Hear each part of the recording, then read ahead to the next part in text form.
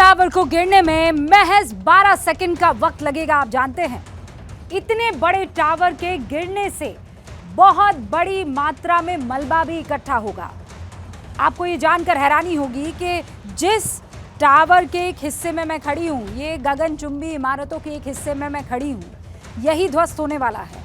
और जब ये ध्वस्त होकर जमींदोज होकर वहाँ ज़मीन पर पहुँचेगा तो ये मलबा इतना इकट्ठा हो जाएगा कि लगभग 4 से 5 मंजिल वो इकट्ठा होकर उसकी ऊंचाई हो जाएगी। और इस मलबे को हटाने के लिए लगभग 1300 ट्रक्स का इस्तेमाल किया जाएगा।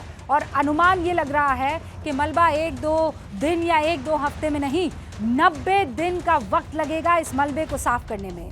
और डेमोलिशन एक्सपर्ट्स जिनसे हम लगातार बात कर रहे हैं, उनके मुताबिक करीब 4000 टन लोहा और स्टील भी इस मलबे से निकलने वाला है।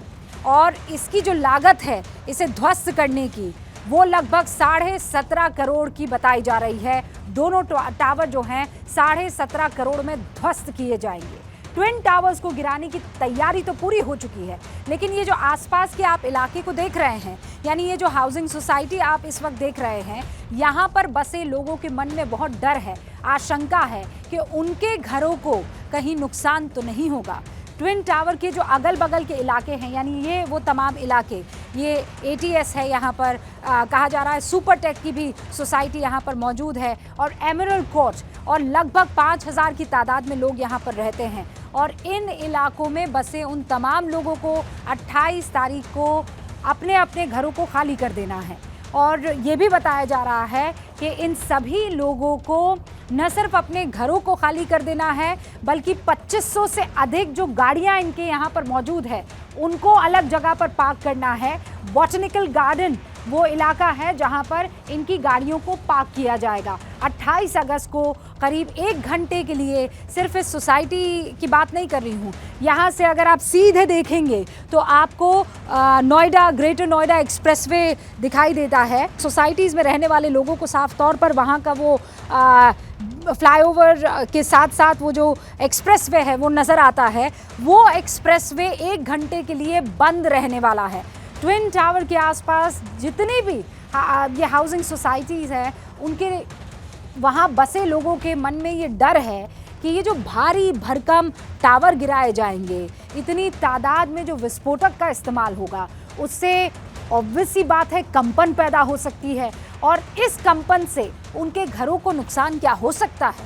ABP न्यूज़ ने आसपास के लोगों से इसी बारे में बात की है और उनके मन में जो शंका है, जो डर है, उसे आप तक पहुंचाने की कोशिश की है। आप देखिए।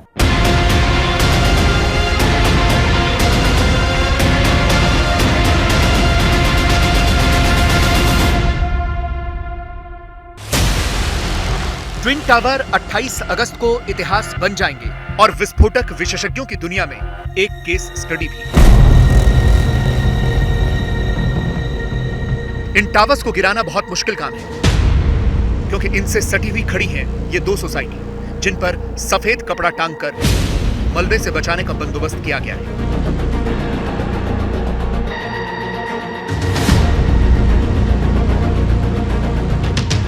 सुरक्षा के बंदोबस्त तो पूरे हैं, लेकिन सुपरटेक एमराल्ड में रहने वाले लोगों के मन में अभी भी थोड़ा डर बना हुआ है। उनको डर है कि ट्विन टावर में ब्लास्ट के दौरान नजदीक बनी सोसाइटी में कंपन ज्यादा होने के कारण कहीं भारी नुकसान न उठाना पड़े। डर तो है ही, और लेकिन हम समझते हैं ऐसा कुछ होने वाला है नहीं, लेकिन फिर भी एक भय का माहौल तो है थोड़ा सा। क्या होगा कभी फर्स्ट टाइम हो रहा है ये, और इंडिया में तो लगता है इसमें भी टावर कभी गिरा ही नहीं। हम लोगों को कहा गया है 28 तारीख को सुबह 8 बजे तक ज़रूर खाली कर देना है, क्योंकि लाइट भी शायद कट कर दी जाएगी और गैस कनेक्शन भी IGL ब्लॉक करेगा। तो हम लोग 28 सुबह या 27 शाम को चले जाएंगे। 28 अगस्त को सुबह सुबह इन सोसाइटी में रहने वाले परिवारों को घर खाली करने होंगे। अपने वाहन सोसाइटी से निकालने होंगे। नजदीक की पार्श्वनाथ सोसाइटी में लोगों के दिन काटने का इंतजाम किया गया है। हम लोग रेजिडेंट से शेयर कर रहे हैं कि कैसे हमें खाली करना है, और लास्ट में हमारे जो टास्क फोर्स है सिक्योरिटी की, आफ्टर क्लियरेंसेस की सब चीज़ें मतलब एवैक्यूएट हो गए रेजिडेंट्स एंड ऑल सर्विसेज को लिफ्ट्स क्लोज करके, then finally they will give a clearance.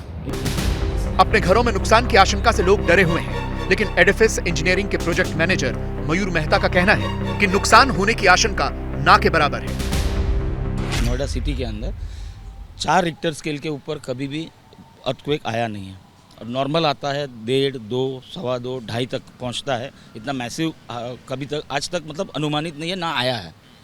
तो वो उसमें जो वाइब्रेशन होती है, ये बिल्डिंग गिरने के समय उसकी 10% वाइब्रेशन भी नहीं होगी। ये CBRI भी अप्रूव करेगा, और हमारी IIT मद्रास से जो टीम आएगी वो भी अप्रूवल देगी इसकी। इतनी विशाल इमारतों के गिरने से कंपन होना तो स्वाभाविक है, लेकिन दूसरी सबसे बड़ी समस्या होगी धूल का गुबार। दुनिया भर में विस्फोट से गिराई जाने वाली इमारतों से उठने वाले धूल के गुबार को देखकर आप समझ सकते हैं कि एक बड़े इलाके में अंधड़ जैसे हालात होंगे। इतने जबरदस्त धूल के गुबार से हवा की क्वालिटी कई दिन तक खराब रहने के आसार हैं। आसपास के मकानों में रहने वाले लोगों को सांस लेने में तकलीफ भी होगी। धूल से होने वाले नुकसान से बचने के लिए डॉक्टर क्या सलाह दे रहे हैं, वो सुनिए। खास करके जो 2.5 pm से कम के साइज के जो कण होते हैं वो हमारी बॉडी में बुरा प्रभाव डाल सकते हैं। अगर आंख में जाएंगे तो आंखों में जलन है, रेडनेस है, इचिंग है, वाटरिंग है कर सकती है। नाक के अंदर जाएंगे तो नजल ब्लॉक है, नेजल कंजेशन है, एलर्जिक राइनाइटिस है, गले में इचिंग है, सोर थ्रोट है, कफ है, या जो अस्थमा के पेशेंट है उनको सांस की दिक्कत हो सकती है।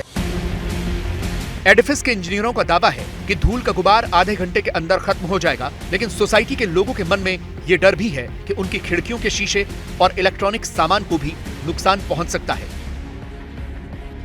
टावर गिरने से कई दिन पहले से ट्विन टावरों से सटी इन सोसाइटियों में रहने वाले लोगों के मन में डर है, और ये डर तब तक बना रहेगा जब तक अपने सही सलामत घरों को न देख लें। और आपको ये बता दें कि ABP न्यूज़ की पूरी तैयारी है। हमारे रिपोर्टर्स वहाँ पर मौजूद हैं, लगातार लोगों से बातचीत कर रहे हैं। संडे का वो दिन 2:30 बहुत महत्वपूर्ण है, क्योंकि हिंदुस्तान में ये पहली मर्तबा होगा, और आपके लिए टाइमर बाकायदा हम चला रहे हैं। ध्वस्त होने में 64 घंटे 59 मिनट और कुछ सेकंड बचते हैं, और ये धीरे धीरे घड़ी का काटा आगे बढ़ रहा है। जैसे ही घड़ी का काटा दोपहर 2:30 पे आए, बबीता जी का दिल सास बहू साजिश के लिए मचल जाए। और ये है इनकी बहू, पूरे दिन ऑफिस की टेंशन हो जाए गॉन जब ये करें अपना फेवरेट शो फ्री टाइम पे ऑन। इनकी तरह आप भी देखिए अपना फेवरेट शो अपने टाइम पर, और डाउनलोड कीजिए ABP लाइव ऐप अपने स्मार्ट टीवी पर।